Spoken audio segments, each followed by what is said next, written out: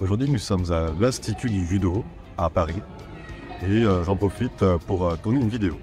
Alors, le thème de la vidéo d'aujourd'hui, ce sont les unsoku, les déplacements. Pour vous décortiquer le terme de unsoku, le premier c'est hakobu, en lecture japonaise, qui signifie transporter ou déplacer. Et le second, soku, qu'on retrouve dans haisoku par exemple, c'est la lecture chinoise de hashi, donc la jambe. Avant que la vidéo commence, je voulais faire un petit récapitulatif du séminaire de karaté de ce week-end qui a commencé à Toulouse le vendredi matin et après 7h, 7h30 de route environ, nous sommes arrivés rue Barbès, au siège de la Fédération française de karaté. Nous avons été accueillis par une réception et par un exposé du président de la FFKDA lui-même, Francis Didier. Présentation très riche, il a notamment parlé de l'origine du karaté, de l'influence de la boxe chinoise dessus. Également, il parlait de la pédagogie de Kano Jigoro, le fondateur du judo, et plus précisément de son code moral, qui a lui-même inspiré le code moral du karaté, et dont ces deux codes s'inspirent du livre Bushido écrit par Nitobe Inazo. Nitobe Inazo, dont le souhait était de bâtir un pont rejoignant les deux bouts du Pacifique. Et puis il a fait un petit peu d'étymologie sur le terme Shotokan. Le tout évidemment suivi par le fil rouge des religions asiatiques orientales. Pour clôturer son exposé, il nous a expliqué les significations derrière les différents dan dans les arts martiaux japonais, qui nous vaudra probablement une vidéo à part entière en combinant ces informations avec les kanji spécifiques à ces grades. Après l'exposé, nous avons eu un buffet qui fut ma foi fort délicieux. J'ai pu manger à ma faim et puis nous sommes repartis. Pas trop tard évidemment, le lendemain c'était le début du séminaire, qui nous a servi à nous récolliger sur ce qui avait été dit la veille. Mais pas trop longtemps. Le samedi matin, après avoir trouvé une place de parking avec non peu de difficultés, il fallait vite passer à autre chose, car il fut riche en nouveautés et en approfondissements. Je vous mets la fiche du programme du séminaire. Évidemment, je n'ai pas pu tout faire, ce n'était pas possible. J'ai pu apprendre de chacun des professeurs, et sachez que si ce programme vous intéresse, il est probable qu'à votre tour, l'an prochain,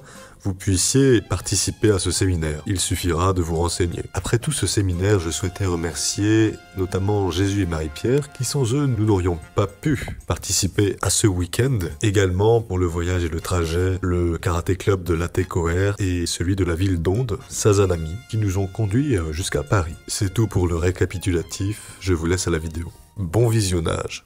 Ayumu-hashi. Ayumu-hashi, c'est le pilier du déplacement. Ayumu, en japonais, c'est le verbe pour marcher.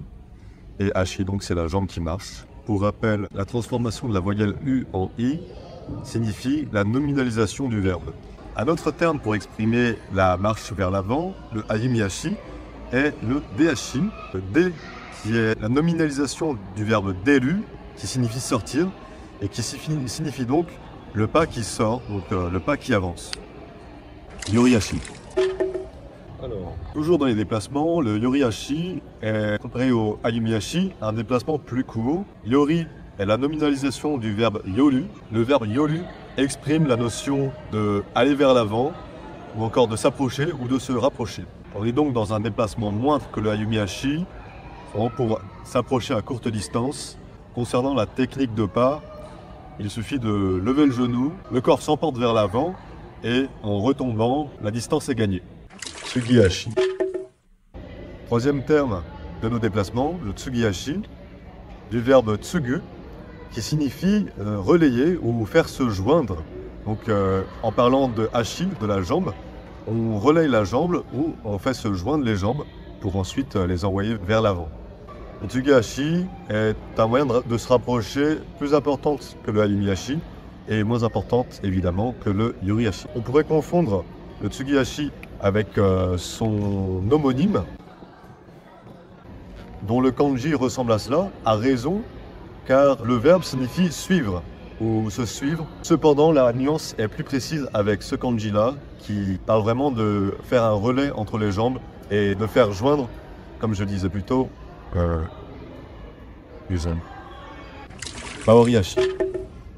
Vous avez probablement entendu le terme Mawari quelque part. C'est le même kanji que Mawashi. Donc pivoter, tourner, faire quelque chose de circulaire.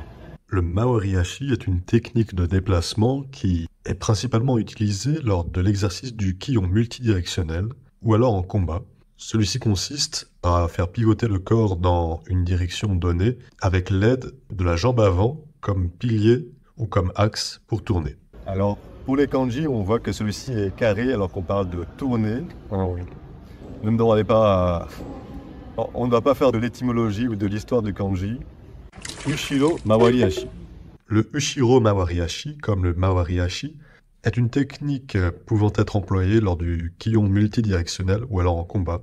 Le principe est le même que celui-ci, or la jambe qui donne l'axe, la jambe pilier, est la jambe arrière, comme son nom l'indique, Ushiro voulant dire arrière ou derrière. Suriashi. Le suriashi est une technique de déplacement utilisée principalement en combat. C'est bêtement la manière dont on a de se déplacer en combat. Suri, nominalisation du verbe suru, qui signifie frotter ou alors une friction. Donc c'est un pas de friction, comme je vais vous montrer à l'écran. C'est le genre de technique de déplacement que l'on fait en combat. Hikiashi. Le hikiashi est une technique de base de déplacement.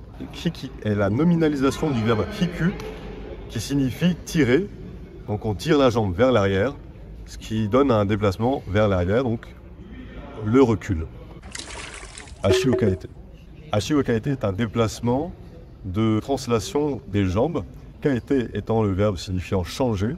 Alors changer, en japonais, il y a beaucoup d'idéogrammes qui expriment cette notion. Ici, cet idéogramme de kaeru signifie un échange. On échange deux choses de la même valeur. Ici, mes deux jambes s'échangent de position. On appelle donc ça ashi o kaete. C'est une technique qui peut être utilisée en combat lorsqu'on change de posture. Taisabaki, akiashi. Taisabaki est une technique de défense, dite d'esquive. Tai, comme on voit très souvent au karaté, est égal au corps. C'est la lecture chinoise de Karada. Quant à sabaki, la nominalisation du verbe sabaku, lui signifie manipuler. On manipule le corps pour ensuite faire une esquive défensive. On peut caractériser cela par un mouvement défensif corporel. Il est souvent caractérisé par le recul de la jambe arrière. On peut également faire avec la jambe avant, toujours en désaxé, vers l'extérieur comme l'intérieur. Akiashi, en revanche, est un terme synonyme au taisabaki. Aki, habituellement, on va signifier le fait d'ouvrir. Ici, dans ce contexte-là, on va plutôt avoir une notion d'esquive, de laisser de la place à quelque chose, ou se tenir à distance, se dégager, ou se tenir loin de quelque chose, qui caractérise parfaitement le fait d'esquiver une attaque frontale. Okuriashi, Shinobiashi. Okuriashi est un déplacement de base du karaté. Pour décortiquer un peu le terme, okuri est la nominalisation du verbe okuru, qui signifie envoyer, parvenir. Ashi, la jambe. Dans le terme okuri, on a la notion de mettre le pas arrière devant l'autre, l'envoyer, le faire parvenir, pour ensuite développer la jambe avant. Shinobiashi est la même chose, c'est un synonyme. On l'appelle en français le pas du voleur, parce qu'il fait penser à une notion de discrétion, du fait que le mouvement du pied reste au sol, un petit peu comme si on n'essayait pas de faire de bruit. Shinobi, comme expliqué dans la vidéo sur Os, est la nominalisation du verbe shinobu, qui signifie endurer. C'est également le terme employé pour parler des ninjas. Donc le nin de ninja est le même caractère que shinobi, c'est la lecture chinoise. Ja étant l'idéogramme signifiant la personne, on parle donc de personnes qui endurent. Pour la petite histoire, les shinobi se déplaçaient comme ça en effet, car dans les maisons ou les châteaux où ils allaient voler des informations ou des objets, les tatamis étant tissés dans un sens linéaire avec de la paille, si on allait à l'encontre de ce sens, le tatami faisait beaucoup de bruit. Or, si on se déplaçait dans le sens du tissage du tatami, cela ne faisait aucun bruit. Et c'est pour ça que la plante du pied reste au sol pour éviter les bruits de pas et également, à l'époque, éviter que le tatami fasse du bruit. C'est donc la fin de cette vidéo sur les déplacements. Je voulais remercier Salomé du TUC Karaté à Toulouse, également Milan et Dorian du Karaté Club de Valence, Oikazeka. J'espère que cette vidéo vous aura plu. Abonnez-vous pour continuer de recevoir les notifications de vidéos. Mettez un pouce si celle-ci vous a plu. Partagez-la avec nos confrères karatéka. Eux, comme moi, vous en seront très reconnaissants. Laissez des commentaires pour des critiques constructives ou des idées de vidéos. C'était Maxence, votre linguiste. Au revoir.